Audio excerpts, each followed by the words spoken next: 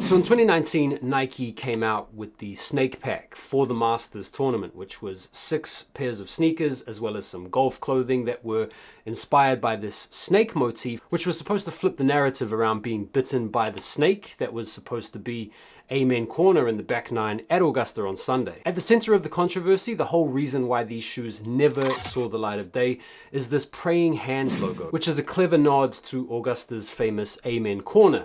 You guys know holes 11, 12, and 13, the par 4, the par 3, and then the par 5, which has given rise to crazy meltdowns over the years. If you think about Jordan Spieth back in 2016 or Jack Nicklaus's run back in 1986, countless pivotal moments at Augusta have played out through Amen Corner late on Sunday afternoon at Augusta National. In fact, even Nike's press release referenced this. It said the iconic praying hands seen on the upper and insole of each silhouette symbolizes the prayer athletes may need to get through one of the toughest 3-hole stretches in golf. Now, Nike have done this in the past. I have another pair of shoes in my collection that has a similar type of stealthy reference. That's the Heineken SBs, which came out back in 2003, which don't overtly say or show any Heineken logo specifically, but this little star on the back, as well as the general color blocking of the shoe, was enough for Heineken to send a cease and desist order to Nike to make sure that these shoes never saw the light of day. But obviously,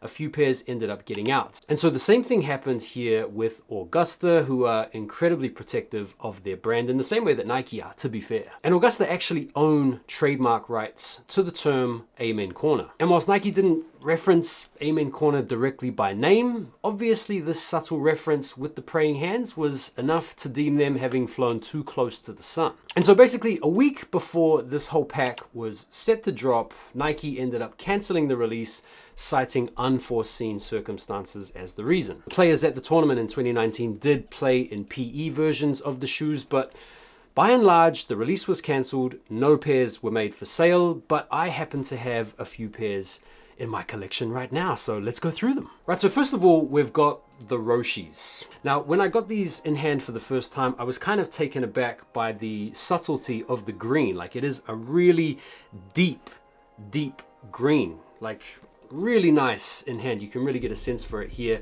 in the video. Now, I should mention that these are brand new. You can see they've still got the waterproof tag attached. We've got OG All with the box. We've still got the original waterproof warranty cards. They've never been worn before. They've got the nice silver swoosh, which gives them a really nice bit of pop. The white midsole. You've got the chromed out cleat base, which obviously is going to wear off in time. You've got the flat laces. The quality is really nice. And you've also got a little pull tab on the back. But obviously the main detail that's really interesting that basically makes this shoe what it is the prayer hands on the back quarter there, which in the case of the Roshis are stitched in.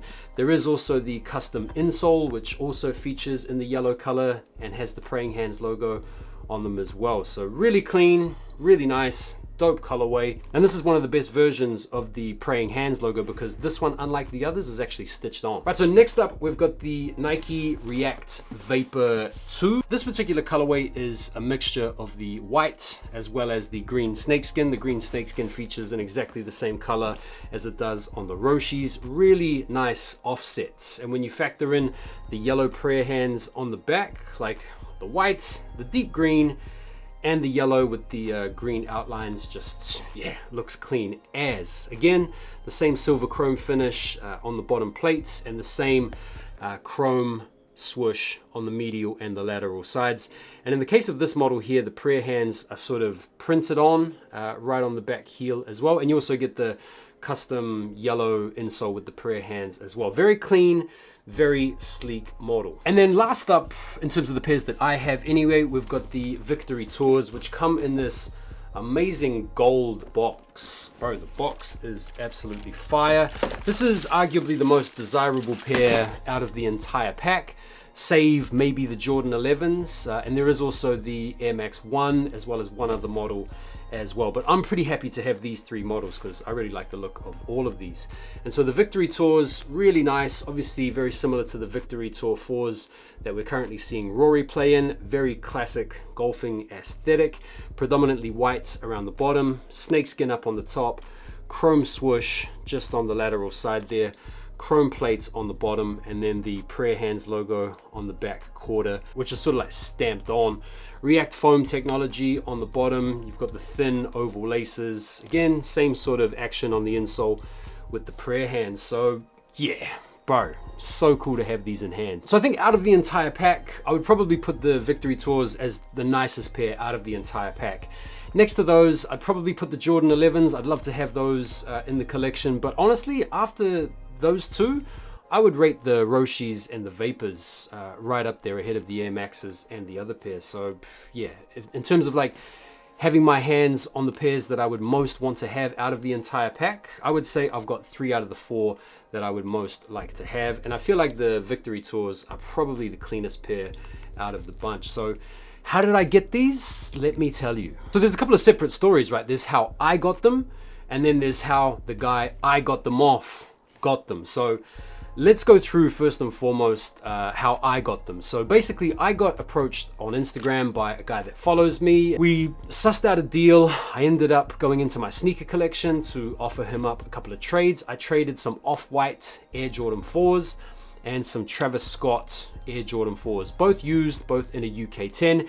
And he gave me these 3 pairs as well as 230 quid cash on top. So yeah, it's hard to put a value on these golf shoes because obviously there's not that many sales out there. There aren't that many pairs out there. It's one of those situations where you can kind of ask whatever you want for them. And if the right buyer's out there, you can potentially make a whole bunch of bank. But I really wanted to get these into the collection, mainly because my golf shoe collection is growing and I'm sort of diversifying the content at the moment. And I have a lot of shoes in my collection that are really sitting around doing nothing. So for me, it was a great opportunity to get rid of some sneakers I'm not really wearing and get in some cool shoes to make some content for you guys with. Now, as to the story around how he got them, apparently he picked these up in the outlets in South Africa, which is kind of crazy.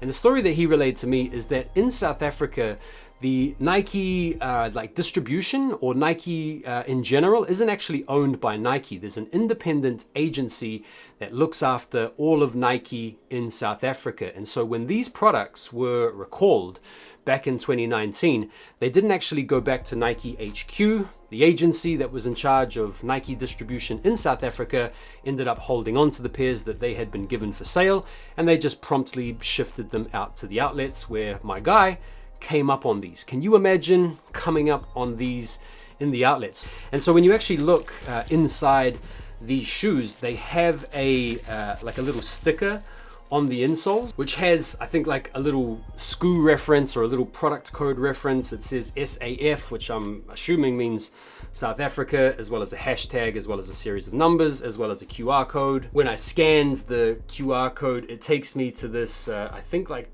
said agency or something like that. So anyway, the story seems to check out because the shoes are 100% legit, having compared the box labels as well as the box, as well as the waterproof warranty cards, all that type of stuff. You know, the shoes look immaculate, they're DS, and the guy shares with me a few mutual friends on Instagram, so I had no reason to doubt his credibility. So I've got no doubt these things are authentic. They, as far as I'm concerned, check out, they're legit. The story to me seems completely feasible. Bro came up on these in the outlets and I managed to trade away a couple of pairs from my collection in order to get them in to the collection. Crazy. And so what to do with these next? It's really tempting to game all of these. Part of me wants to keep them in the collection just as like a collector's piece. I mean, these 3 pairs are, you know, just like crazy rare. They have such an incredible story. I mean, anytime there's a Nike cease and desist, anytime there's a shoe that was meant to be for sale, didn't end up going on sale, but certain pairs got out. Those are the types of pairs as a collector you just love to have in the collection. I do think I'm gonna game at least 1 pair of them, if not 2, and then maybe just hang on to 1 pair for the collection, or maybe throw 1 pair out there for just like a crazy price to see if I can at least get my money back on the Off-Whites and the Travis Scotts. We shall see. I'm feeling like these are gonna be a good gaming pair. The Vapors, I'm also tempted to game the Roshis, maybe keep the Victories on ice. I don't know, what would you guys do? Feel free to let me know. And if you enjoyed the video, please give it a like. Go and drop me a follow over on IG and let me know your thoughts, man. Are you guys impressed with these. Do you guys think this is a cool shoe? I think just like by themselves, aesthetically, this has to be one of the coolest majors packs that Nike have ever done. The fact that they never came to see the light of day only furthers and enhances their legend. But I just think, you know, by themselves, they are just super clean. Really happy to have them into the collection. Shout out to my man for the deal. If you're watching, bro, really nice to meet you. Really happy with the deal. Stoked to be able to bring the story to YouTube and actually show people these shoes up close and personal. Don't forget to like the video before you bounce, and I will see you on the next one. Take care for now, and peace.